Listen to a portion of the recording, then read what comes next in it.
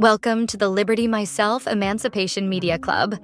Today's reading is Meditations by Marcus Aurelius. This is part of our twice-daily content heartbeat designed to help build information autonomy in our algorithm-dominated world. Listen, reflect, and engage however works for you. Without further ado, let's jump in. Stay free. Meditations by Marcus Aurelius, the fifth book. 1. In the morning, when thou findest thyself and willing to rise, consider with thyself presently, it is to go about the man's work that I am stirred up.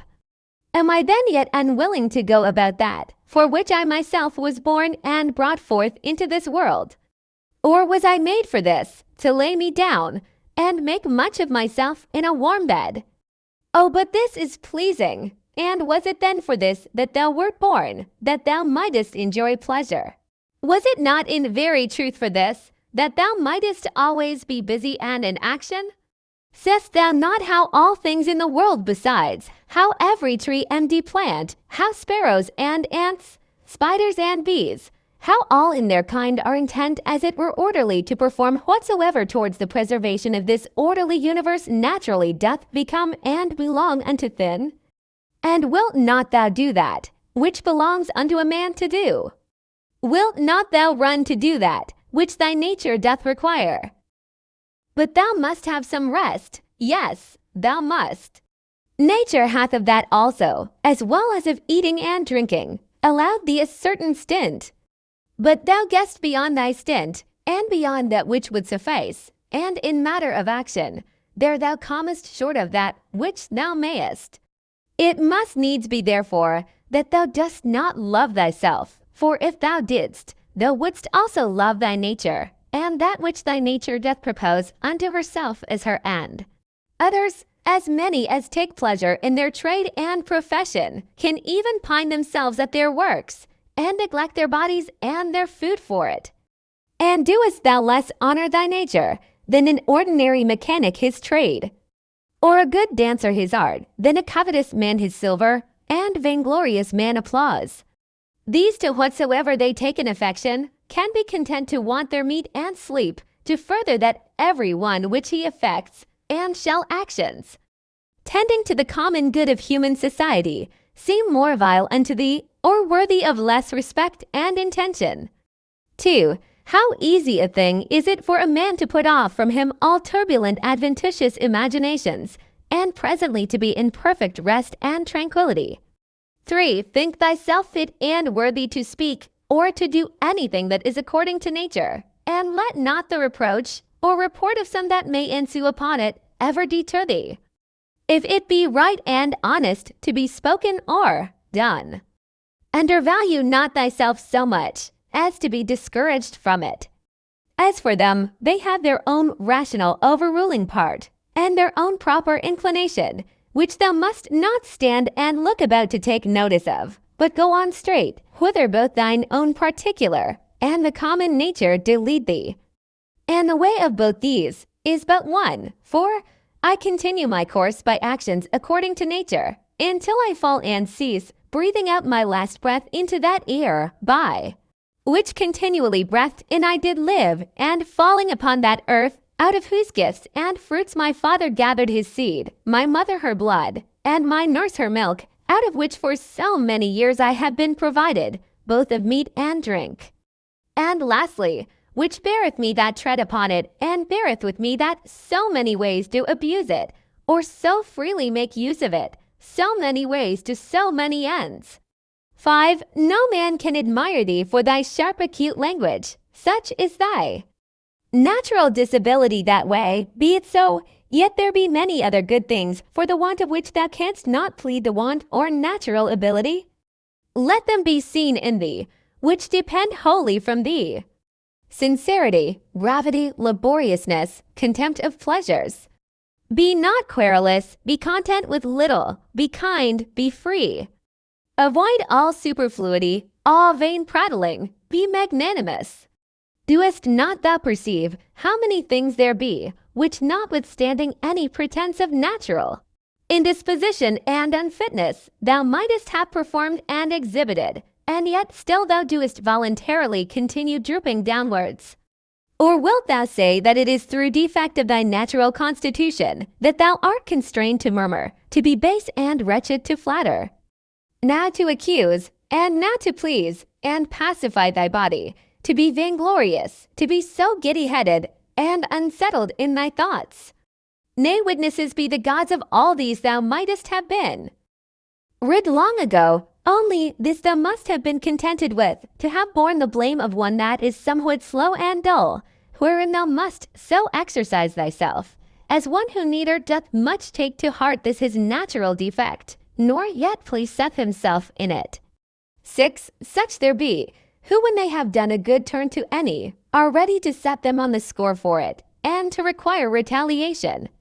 Others there be, who though they stand not upon retaliation, to require any, yet they think with themselves nevertheless, that such a one is their debtor, and they know as their word is what they have done.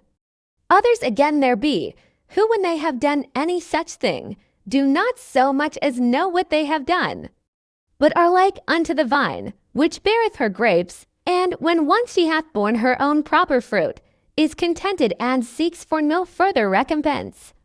As a horse after a race, and a hunting dog when he hath hunted, and a bee when she hath made her honey, look not for applause and commendation. So neither doth that man that rightly doth understand his own nature when he hath done a good turn, but from one doth proceed to do another, even as the vine after she hath once borne fruit in her own proper season, is ready for another time. Thou therefore must be one of them, who what they do, barely do it without any further thought, and are in a manner insensible of what they do.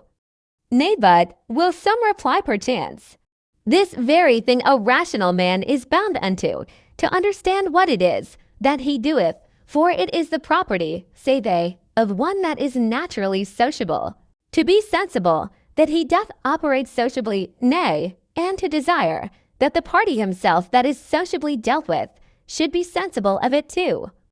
I answer, that which thou sayest is true indeed, but the true meaning of that which is said thou dost not understand. And therefore art thou one of those first, whom I mentioned, for they also are led by a probable appearance of reason. But if thou dost desire to understand truly what it is that is said, fear not that thou shalt therefore give over any sociable action. 7. The form of the Athenians' prayer did run thus: Rain, rain, good Jupiter, upon all the grounds and fields that belong to the Athenians, either we should not pray at all, or thus absolutely and freely. And not every one for himself in particular alone, 8, as we say.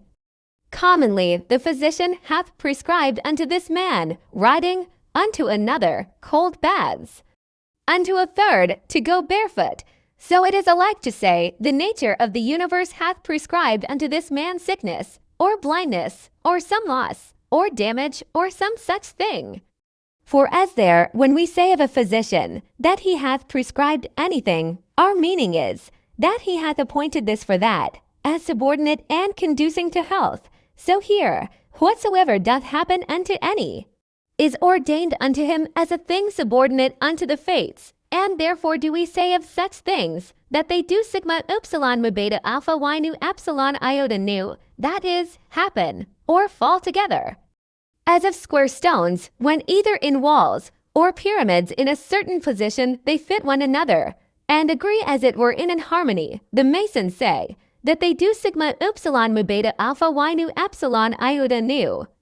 As if thou shouldest say, fall together, so that in the general, though the things be divers that make it, yet the consent or harmony itself is but one. And as the whole world is made up of all the particular bodies of the world, one perfect and complete body, of the same nature that particular bodies, so is the destiny of particular causes and events one general one, of the same nature that particular causes are.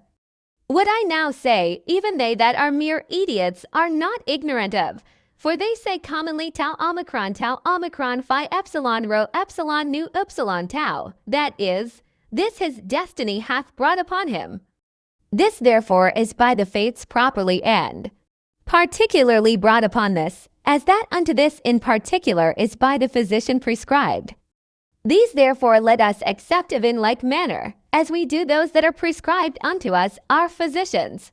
For them also in themselves shall we find to contain many harsh things, but we nevertheless, in hope of health and recovery, accept of them.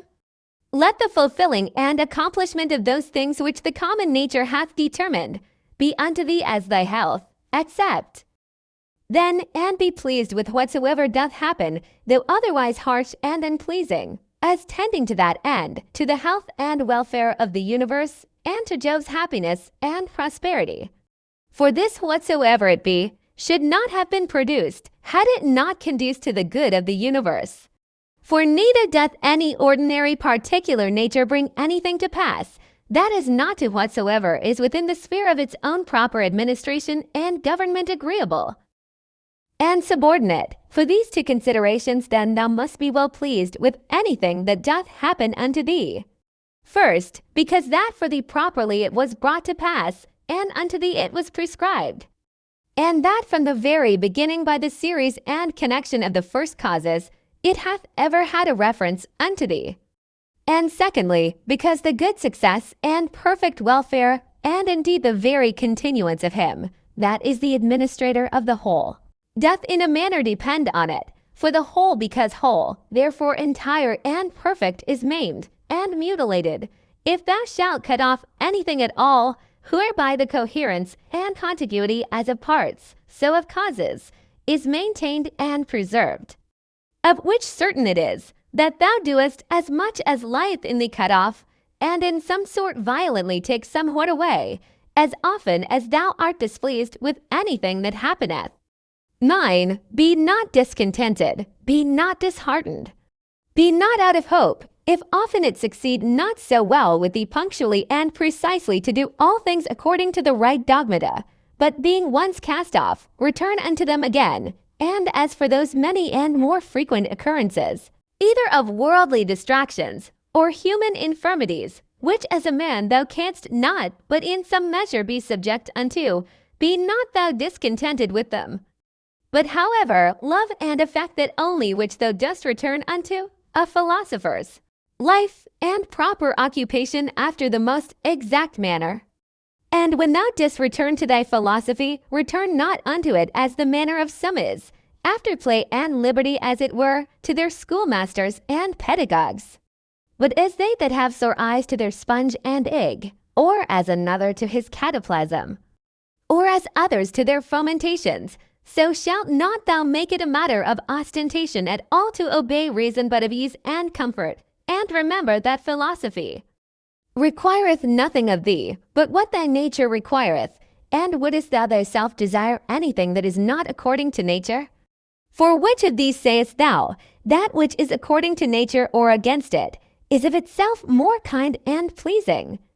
Is it not for that respect especially, that pleasure itself is to so many men's hurt and overthrow most prevalent, because esteemed commonly most kind and natural? But consider well whether magnanimity rather, and true liberty, and true simplicity, and equanimity, and holiness, whether these be not most kind and natural? And prudency itself, what more kind and amiable than it, when thou shalt truly consider with thyself what it is through all the proper objects of thy rational intellectual faculty currently to go on without any fall or stumble? As for the things of the world, their true nature is in a manner so involved with obscurity, that unto many philosophers, and those no mean ones, they seem altogether incomprehensible, and the Stoics themselves, though they judge them not altogether incomprehensible, yet scarce and not without much difficulty comprehensible, so that all assent of ours is fallible. For who is he that is infallible in his conclusions? From the nature of things, pass now unto their subjects and matter. How temporary, how vile are they, such as may be in the power and possession of some abominable loose liver, of some common strumpet, of some notorious oppressor and extortioner. Pass from thence to the dispositions of them that thou doest ordinarily converse with. How hardly do we bear, even with the most loving and amiable, that I may not say, how hard it is for us to bear even with our own selves in such obscurity, and impurity of things, in such and so continual a flux both of the substances and time, both of the motions themselves and things moved. What it is that we can fasten upon, either to honor and respect especially, or seriously and studiously to seek after, I cannot so much as conceive, for indeed they are things contrary. 10. Thou must comfort thyself in the expectation of thy natural dissolution, and in the meantime not grieve at the delay, but rest contented in those two things. First, that nothing shall happen unto thee, which is not according to the nature of the universe. Secondly, that it is in thy power to do nothing against thine own proper God and inward spirit, for it is not in any man's power to constrain thee to transgress against him. 11. What is the use that now at this present I make of my soul? Thus from time to time and upon all occasions thou must put this question to thyself. What is now that part of mine which they call the rational mistress part employed about? Whose soul do I now properly possess? A child's, or a youth's, a woman's, or a tyrant's? Some brute, or some wild beast's soul? 12. What those things are in themselves, which by the greatest part are esteemed good, thou mayest gather even from this. For if a man shall hear things mentioned as good, which are really good indeed, such as are prudence, temperance, justice, fortitude, after so much heard and conceived, he cannot endure to hear of any more, for the word good is properly spoken of them. But as for those which by the vulgar are esteemed good, if he shall hear them mentioned as good, he doth hearken for more. He is well contented to hear that what is spoken by the comedian is but familiarly and popularly spoken, so that even the vulgar apprehend the difference. For why is it else that this offends not and needs not to be excused, when virtues are styled good, but that which is spoken in commendation of wealth, pleasure, or honor, we entertain it only as merrily and pleasantly spoken? Proceed therefore, and inquire further, whether it may not be that those things also, which being mentioned upon the stage were merrily and with great applause of the multitude, scoffed at with this jest, that they that possessed them had not in all the world of their own, such was their affluence and plenty, so much as a place where to avoid their excrements. Whether, I say, those ought not also in very deed to be much respected and esteemed of, as the only things that are truly good. 13. All that I consist of is either form or matter, no corruption can reduce either of these unto nothing, for neither did I of nothing become a subsistent creature. Every part of mine then will by mutation be disposed into a certain part of the whole world, and that in time into another part, and so in infinitum. By which kind of mutation I also became what I am, and so did they that begot me, and they before them, and so upwards in infinitum. For so we may be allowed to speak, though the age and government of the world be to some certain periods of time limited and confined. 14. Reason and rational power are faculties which content themselves with themselves and their own proper operations. And as for their first inclination and motion, that they take from themselves, but their progress is right to the end and object, which is in their way, as it were, and lieth just before them, that is, which is feasible and possible, whether it be that which at the first they propose to themselves, or no, for which reason also such actions are termed kappa alpha tau omicron rho theta p sigma epsilon iota sigma, to intimate the directness of the way by which they are achieved. Nothing must be thought to belong to a man which doth not belong unto him, as he is a man. These, the event of purposes, are not things required in a man. The nature of man doth not profess any such things. The final ends and consummations of actions are nothing at all to a man's nature. The end therefore of a man, or the summum bonum whereby that end is fulfilled, cannot consist in the consummation of actions purposed and intended. Again, concerning these outward worldly things, were it so that any of them did properly belong unto man, then would it not belong unto man to condemn them and to stand in opposition with them? Neither would he be praiseworthy that can live without them. Or he good if these were good indeed, who of his own accord doth deprive himself of any of them. But we see contrariwise, that the more a man doth withdraw himself from these wherein external pomp and greatness doth consist, or any other like these, or the better he doth bear with the loss of these, the better he is accounted. 15. Such as thy thoughts and ordinary cogitations are, such will thy mind be in time. For the soul doth as it were receive its tincture from the fancies and imaginations. Dye it therefore and thoroughly soak it with the assiduity of these cogitations, as for example, wheresoever thou mayest live, there it is in thy power to live well and happy. But thou mayest live at the court, there then also mayest thou live well and happy. Again, that which everything is made for, he is also made unto that, and cannot but naturally incline unto it. That which anything doth naturally incline unto, therein is his end. Wherein the end of everything doth consist, therein also doth his good and benefit consist. Society, therefore, is the proper good of a rational creature, for that we are made for society, it hath long since been demonstrated. Or can any man make any question of this, that whatsoever is naturally worse and inferior is ordinarily subordinated to that which is better, and that those things that are best are made one for another, and those things that have souls are better than those that have none, and of those that have, those best that have rational souls.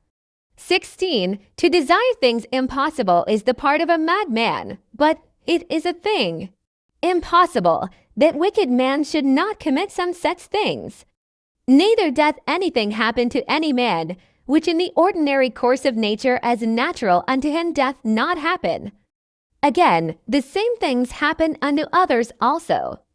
And truly, if either he that is ignorant that such a thing hath happened unto him, or he that is ambitious to be commended for his magnanimity can be patient, and is not grieved, is it not a grievous thing that either ignorance or a vain desire to please and to be commended should be more powerful and effectual than true prudence? As for the things themselves, they touch not the soul, neither can they have any access unto it, neither can they of themselves any ways either affect it or move it. For she herself alone can affect and move herself, and according as the dogmata and opinions are, which she doth vouchsafe herself, so are those things which, as accessories, have any coexistence with her. 17. After 1. Consideration, man is nearest unto us, as we are bound to do them good and to bear with them. But as he may oppose any of our true proper actions, so man is unto me but as a thing indifferent, even as the sun, or the wind, or some wild beast. By some of these it may be that some operation or other of mine may be hindered. However, of my mind and resolution itself, there can be no let or impediment by reason of that ordinary constant both exception or reservation, wherewith it inclineth and ready conversion of objects, from that which may not be to that which may be, which in the prosecution of its inclinations, as occasion serves, it doth observe. For by these the mind doth turn and convert any impediment whatsoever to be her aim and purpose. So that what before was the impediment is now the principal object of her working, and that which before was in her way is now her readiest way. 18. Honor that which is chiefest and most powerful in the world, and that is it, which makes use of all things and governs all things. So also in thyself, honor that which is chiefest and most powerful, and is of one kind and nature with that which we now spake of. For it is the very same, which being in thee turneth all other things to its own use, and by whom also thy life is governed. 19. That which doth not hurt the city itself cannot hurt any citizen. This rule thou must remember to apply and make use of upon every conceit and apprehension of wrong. If the whole city be not hurt by this, neither am I certainly. And if the whole be not, why should I make it my private grievance? Consider rather what it is wherein he is overseen that is thought to have done the wrong. Again, often meditate how swiftly all things that subsist, and all things that are done in the world, are carried away, and as it were conveyed out of sight. For both the substance themselves, we see as a flood, are in a continual flux, and all actions in a perpetual change. And the causes themselves, subject to 1,000 alterations, neither is there anything almost that may ever be said to be now settled and constant. Next unto this, and which follows upon it, consider both the infiniteness of the time already past, and the immense vastness of that which is to come, wherein all things are to be resolved and annihilated. Art not thou then a very fool, who for these things art either puffed up with pride, or distracted with cares, or canst find in thy heart to make such moans as for a thing that would trouble thee for a very long time? Consider the whole universe whereof thou art but a very little part, and the whole age of the world together, whereof but a short and very momentary portion is allotted unto thee, and all the fates and destines together, of which how much is it that comes to thy part and share again, another doth trespass against? Me, let him look to that. He is master of his own disposition and of his own operation. I for my part am in the meantime in possession of as much as the common nature would have me to possess, and that which mine own nature would have me do, I do. 20. Let not that chief commanding part of thy soul be ever subject to any variation through any corporal either pain or pleasure, neither suffer it to be mixed with these, but let it both circumscribe itself and confine those affections to their own proper parts and members. But if at any time they do reflect and rebound upon the mind and understanding as in an united and compacted body, it must needs. Then must thou not go about to resist sense and feeling, it being natural. However, let not thy understanding to this natural sense and feeling, which whether unto our flesh pleasant or painful, is unto us nothing properly, add an opinion of either good or bad, and all is well. 21. To live with the gods, he liveth with the gods, who at all times affords unto them the spectacle of a soul, both contented and well pleased with whatsoever is afforded or allotted unto her, and performing whatsoever is pleasing to that spirit, whom being part of himself Jove hath appointed to every man as his overseer and governor. 22. Be not angry neither with him whose breath, neither with him whose armholes are offensive. What can he do? Such is his breath naturally, and such are his armholes, and from such an effect, and such a smell must of necessity proceed. Oh, but the man sayest thou hath understanding in him, and might of himself know that he by standing near cannot choose but offend, and that also God bless thee. Hast understanding, let thy reasonable faculty work upon his reasonable faculty. Show him his fault, admonish him. If he hearken unto thee, thou hast cured him, and there will be no more occasion of anger. 23. Where there, free, neither shall any man hinder me to do what I will, and my will shall ever be by the proper nature of a reasonable and sociable creature, regulated and directed. 24. That rational essence by which the universe is governed is for community and society, and therefore hath it both made the things that are worse for the best, and hath allied and knit together those which are best, as it were in an harmony. Seest thou not how it hath subordinated and coordinated, and how it hath distributed unto everything according to its worth?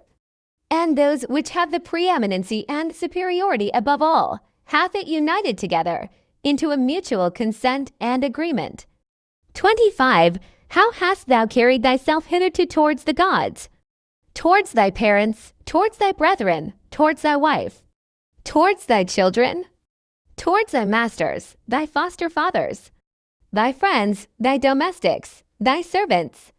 Is it so with thee that hitherto thou hast neither by word or deed wronged any of them? Remember withal through how many things thou hast already passed, and how many thou hast been able to endure.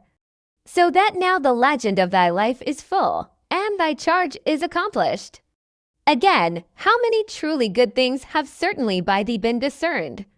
How many pleasures, how many pains hast thou passed over with contempt? How many things eternally glorious hast thou despised? Towards how many perverse unreasonable men hast thou carried thyself kindly and discreetly? 26. Why should imprudent and learned souls trouble that which is both learned and prudent, and which is that is so?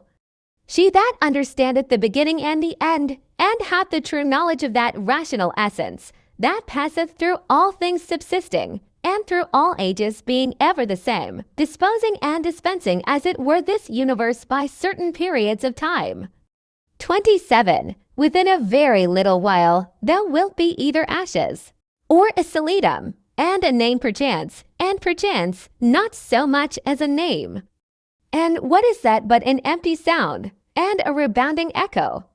Those things which in this life are dearest unto us, and of most account, they are in themselves but vain, putrid, contemptible. The most weighty and serious, if rightly esteemed, but as puppies, biting one another, or untoward children, now laughing and then crying. As for faith and modesty and justice and truth, they long since, as one of the poets hath it, have abandoned this spacious earth, and retired themselves unto heaven. What is it then that doth keep thee here, if things sensible be so mutable and unsettled, and the senses so obscure and so fallible, and our souls nothing but an exhalation of blood? And to be in credit among such be but vanity.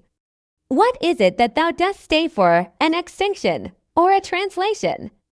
Either of them with a propitious and contented mind, but still that time come what will, shall neither roarer be nor harlot. Why so? As thou dost purpose to live, when thou hast retired thyself to some such place, where neither roarer nor harlot is, so mayest thou hear. And if they will not suffer thee, then mayest thou leave thy life rather than thy calling, but so as one that doth not think himself anyways wronged, only as one would say, here is a smoke, I will out of it, and what a great matter is this. Now till some such thing force me out, I will continue. Content thee, what else, but to worship and praise the gods, and to do good unto men, to bear with them, and to forbear to do them any wrong. And for all external things belonging either to this thy wretched body or life, to remember that they are neither thine nor in thy power. The question for this video is, what are you avoiding in favor of comfort today? This has been an EMC reading from Liberty Myself. To learn more about our project to create decentralized media alternatives, visit libertymyself.com. By creating Liberty Myself, we create liberty for all.